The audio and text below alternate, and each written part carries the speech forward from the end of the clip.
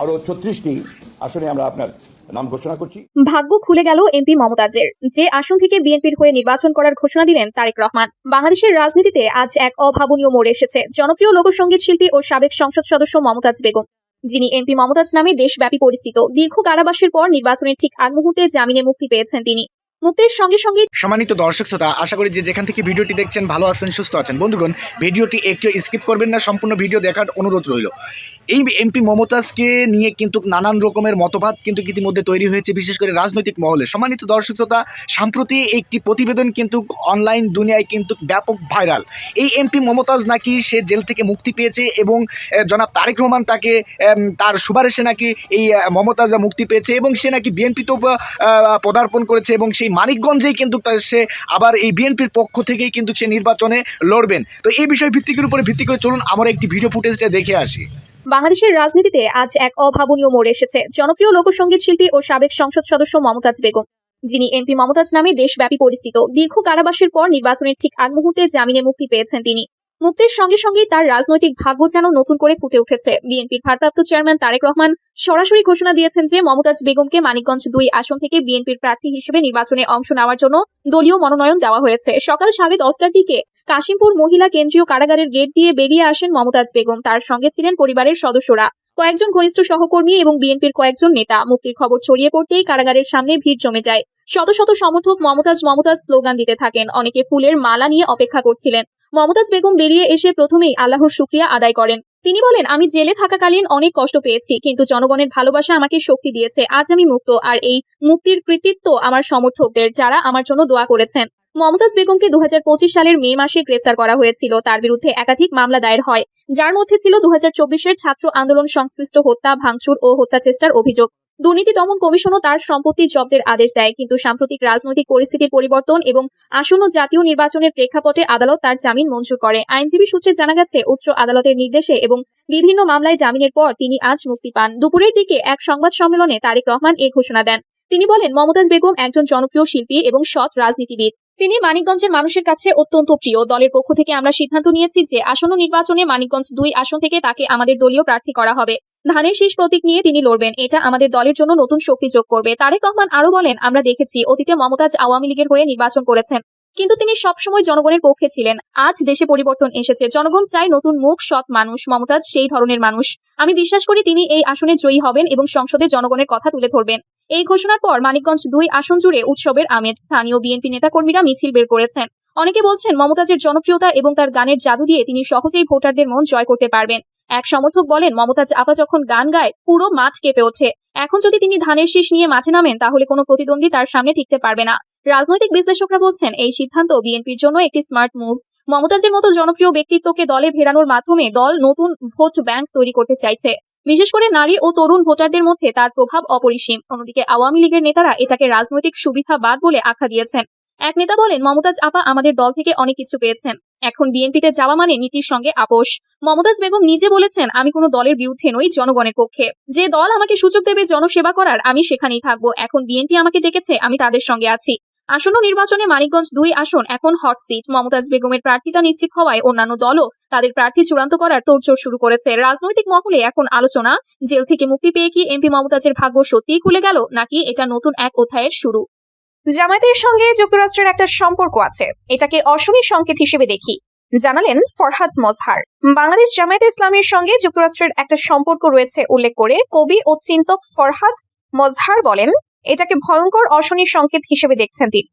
আজ দুপুরে জাতীয় প্রেস ক্লাবের জহুর হোসেন চৌধুরী হলে দেশব্যাপী গ্যাস, বিদ্যুৎ ও বিশুদ্ধ পানির সংকট সমাজের করণীয় শীর্ষক সভায় এক প্রশ্নের জবাবে একথা বলেন ফরহাদ মজহার। এক সাংবাদিক প্রশ্ন করে বলেন, যুক্তরাষ্ট্র ভিত্তিক সংবাদ মাধ্যম ওয়াশিংটন পোস্টে গতকাল বৃহস্পতিবার প্রকাশিত একটি প্রতিবেদনে বলা হয়েছে, জামায়াত ইসলামের সঙ্গে বন্ধুত্ব চাইছে যুক্তরাষ্ট্র।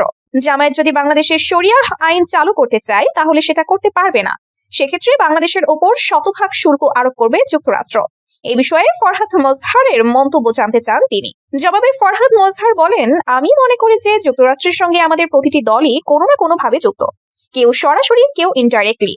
আমি প্রথমত মনে করি 5ই আগস্টের গণ অভ্যুত্থানের পর সাংবিধানিক প্রতি বিপ্লবটাকে আন্তর্জাতিকভাবে বলা হয়, এটা রেজিম চেঞ্জ হয়েছে যুক্তরাষ্ট্রের পক্ষে। একথা তিনি শুরু থেকে বললেও সাংবাদিকেরা গুরুত্ব দেননি বলে উল্লেখ করেন ফরহাদ মজহার। এই প্রসঙ্গে তিনি আরো বলেন, এমনকি গণ অধিকার পরিষদ ও গণ অভ্যুত্থানের আগেও আমি বলেছি যে বাংলাদেশে শেখ হাসিনাকে সরানো এটা কোনো ইস্যু নয়, কারণ যুক্তরাষ্ট্রই সরিয়ে দেবে। আমাদের কাজ হচ্ছে নতুন বাংলাদেশ রাষ্ট্র কি করে আমরা গঠন করব, কারণ যুক্তরাষ্ট্র একটা ভূ রাজনৈতিক শক্তি এবং পৃথিবীতে আন্তর্জাতিক আইন বলে কিছু নেই। দেখেছেন ট্রাম্পের যে আচরণ। এই রূঢ় বাস্তবতা, এই বিপজ্জনক পরিস্থিতির মধ্যে আমার চিন্তা, আমি 17 কোটি মানুষকে নিয়ে বেঁচে থাকবো কি করে। বিএনপির স্থায়ী কমিটির সদস্য সালাহ উদ্দিন আহমদ বলেছেন, যারা ভারতের পক্ষের শক্তি ছিল তারা ভারতে পালিয়েছে, আরেকটি শক্তি বিদেশি শক্তির গোলামি করে। তারা বাংলাদেশের বিভিন্ন রকম বিভ্রান্তি করে রাজনীতি করছে। আমরা বাংলাদেশের শক্তি, বাংলাদেশের মানুষের পক্ষের শক্তি। আমাদের স্লোগান হচ্ছে সবার আগে বাংলাদেশ। চকরিয়া উপজেলার সুরাজপুর মানিকপুর ইউনিয়নের উত্তর মানিকপুর গ্রামে আয়োজিত পথসভায় তিনি এসব কথা বলেন। সালাউদ্দিন আহমদ কক্সবাজার 1 আসনের বিএনপি মনোনীত প্রার্থী। তিনি এই আসন থেকে 3 বার ও তার স্ত্রী হাসিনা আহমদ 1 বার সংসদ সদস্য নির্বাচিত হয়েছে। আসন্ন নির্বাচনে এই আসনে আরো 2 জন প্রতিদ্বন্দ্বিতা করছেন। তারা হলেন জামায়াতে ইসলামীর প্রার্থী আব্দুল্লাহ আল ফারুক ও ইসলামী আন্দোলনের প্রার্থী সরওয়ার আলম কুতুবী। পথসভায় সালাউদ্দিন আহমদ বলেন, দেশের মালিকানা ফেরত পেয়েছি, অবরুদ্ধ গণতন্ত্র মুক্ত করতে পেরেছি। সেই গণতন্ত্রকে আরো শক্তিশালী করতে হবে, যাতে করে আমরা সবাই মনে করি আমরা প্রত্যেকেই এই রাষ্ট্রের মালিক। সুতরাং আগামী 12 ফেব্রুয়ারি আমাদের প্রত্যেকের স্বাধীনভাবে মুক্তভাবে নিজেদের ভোটাধিকার প্রয়োগ করতে হবে। উন্নয়নের বিভিন্ন তথ্য উল্লেখ করে সালাউদ্দিন আহমদ বলেন, এদেশের উন্নয়ন, গণতন্ত্র, প্রগতির সবকিছুর জন্য বিএনপি আজীবন সংগ্রাম করে গিয়েছে।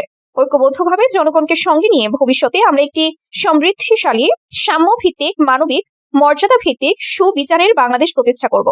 সেই প্রতিষ্ঠার জন্য আপনারা প্রত্যেকেই আগামী 12 তারিখে ধানের শীষের পক্ষে সমর্থন দেবেন। কাউকে 1 পয়সাও চাঁদাবাজি করতে দেওয়া হবে না, জানালেন জামায়াত আমির। নারী পুরুষ সবাই মিলে আগামীর বাংলাদেশ গড়ে তোলার আহ্বান জানিয়েছেন বাংলাদেশ জামায়াতে ইসলামের আমির ডক্টর শফিকুর রহমান। তিনি বলেছেন, জামায়াতে ইসলামী ক্ষমতায় গেলে রাজনৈতিক চাঁদাবাজি চিরতরে বন্ধ করে দেওয়া হবে। কাউকে 1 পয়সাও চাঁদাবাজি করতে দেওয়া হবে না। বৃহস্পতিবার বিকেলে মিরপুর 10 আদর্শ স্কুল মাঠে ঢাকা 15 আসনে জামায়াতে ইসলামীর উদ্যোগে আয়োজিত নির্বাচনী জনসভায় প্রধান অতিথির বক্তব্যে তিনি এ আহ্বান জানান। ডক্টর শফিকুর রহমান বলেন, নারী পুরুষ সবাই মিলে আগামীর বাংলাদেশ গড়ে তুলব। সব সহ্য করব, মা বোনদের ইজ্জতের উপর আঘাত সহ্য করা হবে না। নারীর প্রতি কোনো ধরনের সহিংসতা চলতে দেওয়া হবে না। সমাজে ইনসাফ প্রতিষ্ঠিত হলে দুর্নীতি, চাঁদাবাজি, সন্ত্রাসী, খুন, ধর্ষণ, ব্যাংক ডাকাতি চলতে পারবে না।